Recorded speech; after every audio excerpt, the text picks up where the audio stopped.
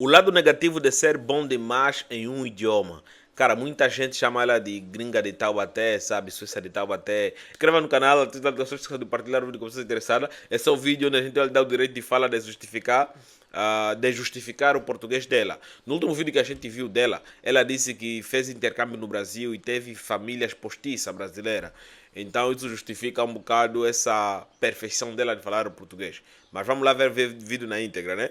Inscreva no canal, vou repetir aqui, ative as notificações para partilhar o vídeo com pessoas interessadas. O link original do vídeo dela, da Suíça, o canal dela chama-se Suíça, tá aqui na descrição.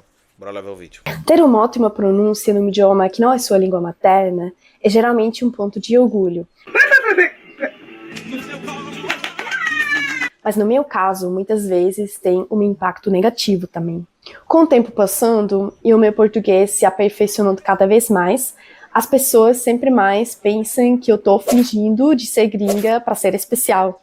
Não acreditam que eu sou mesmo gringa, falam que fui morar no exterior por uma semana e agora já tô me... É engraçado, você fala gírias utilizadas no Brasil e as emprega muito bem nas frases. Mas quer dar uma de estrangeira e vem colocar sotaque suíço no português. Ah, parece aqueles mineiros de Governador Valadares que estão ilegais nos Estados da América há 2 meses e já usam sotaque texano. me achando gringa.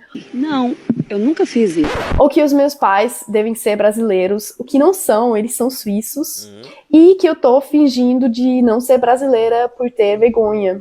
Enquanto a primeira vez que eu ouvi o português foi quando eu tinha 16 anos, e eu só comecei a estudar português com 17. Mas o que está acontecendo aqui? Não é o que você está pensando! É sim, eu quero que você morra, desgraçado.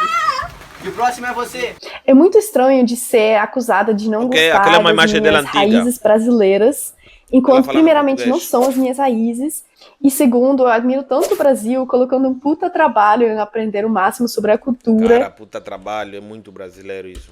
Chama berimbau. Berimbau. Berimbau.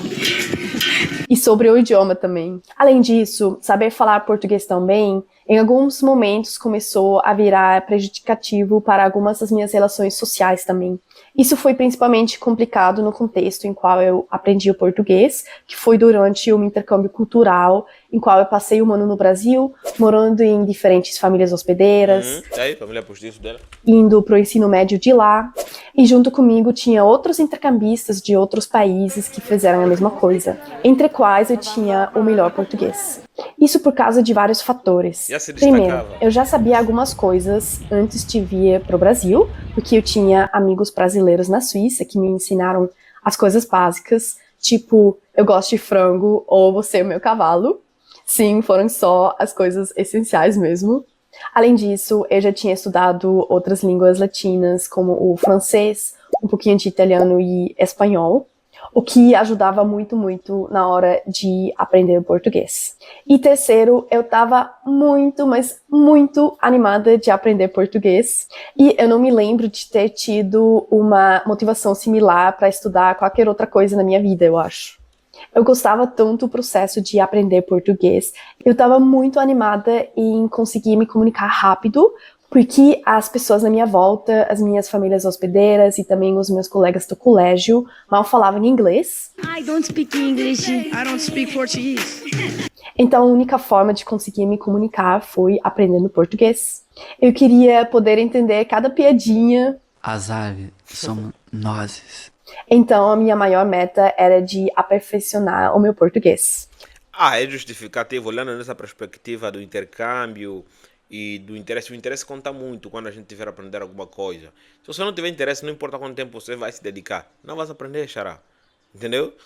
Me deu muita alegria em perceber que eu estava conseguindo bem, porque até esse momento eu pensei que eu não era boa em aprender línguas estrangeiras, porque sempre estudando aqui na Suíça me deu muito trabalho. Eu estava pensando que eu não estava conseguindo bem, mas finalmente com o português estava indo muito bem.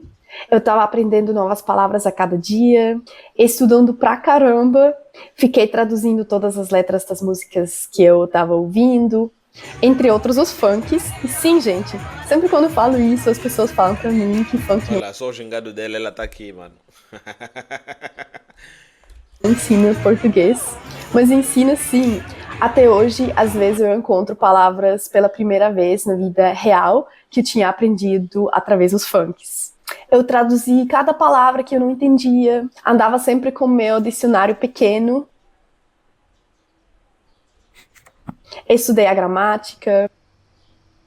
Segunda pessoa do plural. Segunda pessoa do plural. Voz. Comecei a escrever diário em português. Perguntei em cada conversa o que queriam dizer as palavras, tentando fazer isso com pessoas diferentes para não ficar chato demais. Então foi um puta esforço que as pessoas às vezes comentam com: nossa, você tem muito talento, eu queria ter tanto talento também. Mas eu também queria ter tanto talento para poder acordar e ser fluente no idioma. Mas agora, voltando ao assunto sobre as relações que sofria. A gente abre a boca gritando que ela é de Taubaté e do Paraguai, mas a gente se esquece do esforço que ela aplicou para poder aprender português, né? Sabe? Por causa disso. De um lado, saber falar o português me ajudou a fazer conexões muito profundas com muitas pessoas. E eu acho que isso tem muito a ver com o ditado do Nelson Mandela: se você falar com um homem em uma língua que ele entende, isso vai para sua mente. Se você falar com ele na língua dele, isso vai para seu coração. Então, de um lado, ajudou a me conectar com muitas pessoas, o que fez que o meu português fui melhorando cada vez mais, e isso mais rápido do que o português dos meus outros colegas que também faziam intercâmbio junto comigo. Isso foi muito chato porque as pessoas começaram a comparar a gente, falando para eles às vezes que eles deveriam se esforçar mais, e falaram coisas do tipo: olha como o Teres já fala bem, você também poderia fazer mais esforço, né? Por exemplo, no meu colégio, a gente estava em 2 intercambistas, eu e uma outra menina da Groenlândia. E os professores começaram a dar tarefas só para ele e para mim não, porque falaram que ele era preguiçoso comparando o seu português com o meu. Okay. Eu fiquei muito sem jeito quando isso acontecia, e com o tempo eu comecei a evitar falar português quando eu estava junto com os outros intercambistas. Isso piorou a minha relação com alguns dos outros intercambistas, e às vezes eu recebia alguns comentários de alguns deles, do tipo: a gente já sabe que você é muito melhor. Essa frase! Barra pesada, mas deveria ser um elogio isso, né? Não tem que ser visto como algo pesado, tem que ser visto como um elogio, porque se a gente olhar na parada toda de elogio, você fala assim no professor: olha, eu posso lhes ajudar a aprender mais rápido o português. Entendeu? Às vezes tem coisas que, por mais que doa, devemos olhar como elogio. É muito bom, melhor. Se diz aquele que de medo se consome.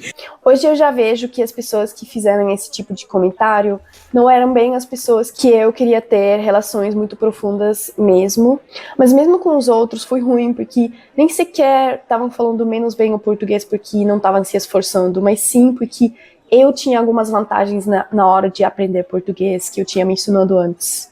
Além disso, quando eu comecei a conseguir passar como brasileira, primeiro eu fiquei super orgulhosa, e até hoje eu fico muito feliz quando isso acontece, mas ao mesmo tempo eu enfrento algumas outras dificuldades por causa disso. Até o ponto de eu querer ter um sotaque às vezes, para já deixar claro no início da conversa que eu não sou brasileira nativa. Porque o que acontece quando eu falo com uma pessoa pela primeira vez e ela acaba pensando que eu sou brasileira, é que eles pensam que eu sou meio lerda. Porque, tipo, eu não fico entendendo algumas coisas que eles falam, ou eu fico enrolando a conversa muito porque eu não tô lembrando de uma palavra específica. Eu gostaria de saber se voz precisa. Isso é engraçado. Se diz. Não. Preciserdes. Não. Preciserdines. Precisendes. Precidirnes. Precisar-me. Precernas. Precisar de ei. Tipo, perguntando como se chama isso. A pessoa pensa, tipo, como que ela não sabe tal palavra? Square sabe, tá enrolando. Ou às vezes eu também fico, tipo, gaguejando porque eu não tô conseguindo falar a coisa que eu quero falar. É que tem hora que dá um câmbio aqui que rola tudo. E eu fico tipo, gente, eu não sou estranho, tá? É só que eu não consigo falar as coisas que eu quero falar.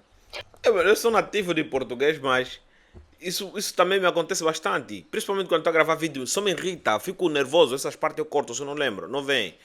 Mas quando... Isso é mais lá no canal 41. Aqui é muito mais fácil eu conseguir esparecer, porque eu faço piadas aqui. Poxa, Às vezes eu estou a falar um assunto bem importante, tá aqui, para sair aqui custa pra caramba, eu faço 2, 3 minutos. Entendeu? Tenho que manter uma pausa, beber uma água para poder lembrar a palavra exata para descrever aquilo que eu quero falar. Porque quando às vezes eu só passo a linha, passo o trator, qualquer palavra, qualquer adjetivo, qualquer posta, as pessoas acabam não me entendendo. Acaba gerando comentários ofensivos nos comentários. Por exemplo, uma vez eu vídeo. estava no lado de um brasileiro num avião e ele me perguntava alguma coisa sobre a alfândega. Só que eu não entendia o que era alfândega. Ele estava apontando para o meu livro, que tinha o papel da alfândega em cima. E eu pensei que ele estava perguntando o nome do autor do meu livro. E eu fiquei, tipo, mostrando o livro para ele. E ele ficou, tipo, não, eu só quero saber sobre a alfândega mesmo. Depois eu expliquei, desculpa, é que eu sou da Suíça, alguma coisa assim. Mas eu acho que ele nem entendeu, porque ele deve ter pensado em retrospectiva, porque ele não tinha reação nenhuma nessa coisa que eu falei. Eu acho que ele achava que eu tava falando que eu morava na Suíça, ou que eu fazia a escala na Suíça, talvez pensando que eu era muito estranha para mencionar isso, porque não tinha nada a ver com a conversa. Então, tipo, tem situações dessas que estão acontecendo. Agora vira e pega na barriga. Não, na barriga dela. Ou uma outra situação chata que tinha acontecido era quando uma vez eu liguei para um dentista e era, acho que a primeira vez que eu queria marcar uma consulta com alguém. Eu fiquei um pouquinho nervosa, então pensei que é melhor já dizer no início da conversa que eu não sou brasileira, para a pessoa, tipo, falar um pouco mais devagar e tal. Então, no início da conversa eu falei que pode ser que eu não vou entender todas as coisas por não ser brasileira, e a pessoa simplesmente desligou na minha cara. Também um fenômeno típico Tem que inventar sotaque gringo às vezes. relacionado ao sotaque se chama viés de sotaque, ou preconceito linguístico relacionado ao sotaque, e é a tendência Hoje em dia tem preconceito, sobretudo hoje em dia. de julgar uma pessoa com base na forma Preconceito linguístico. Segundo a internet, preconceito linguístico é a discriminação de pessoas que falam de forma diferente da considerada padrão. É uma forma de preconceito social que pode ser aplicado a variedades linguísticas regionais, sociais ou outras línguas. O problema do conceito linguístico... forma como ela fala. Geralmente isso pode levar à discriminação, mas no meu caso eu acho discriminação positiva, o que tem como consequência que as pessoas às vezes pensam que eu sou mais inteligente, o que geralmente eu gosto, mas o que vem junto com isso também é que as pessoas às vezes ficam muito críticas comigo. Ninguém gosta de sabichão. Ninguém gosta de sabichão.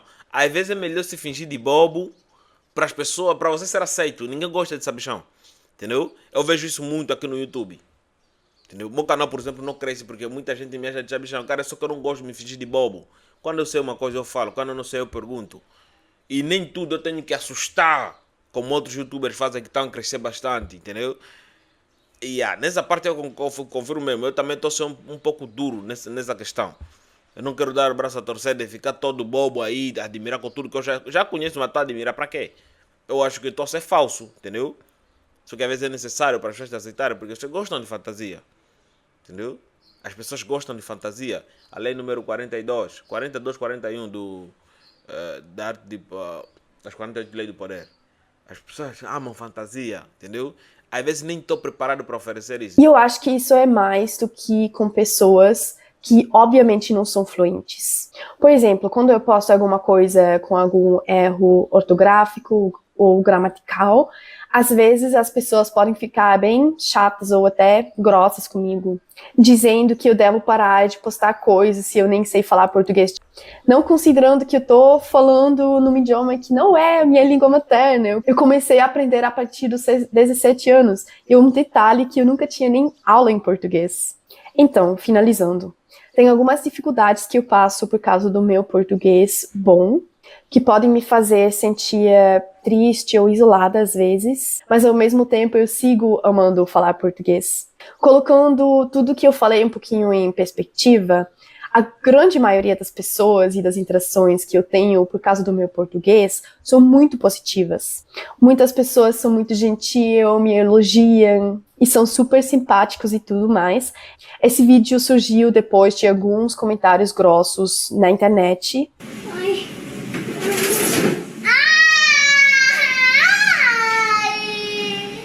me fizeram refletir sobre todo esse fenômeno, a conclusão que as interações positivas e os impactos positivos que tem na minha vida são muito maiores do que os impactos negativos.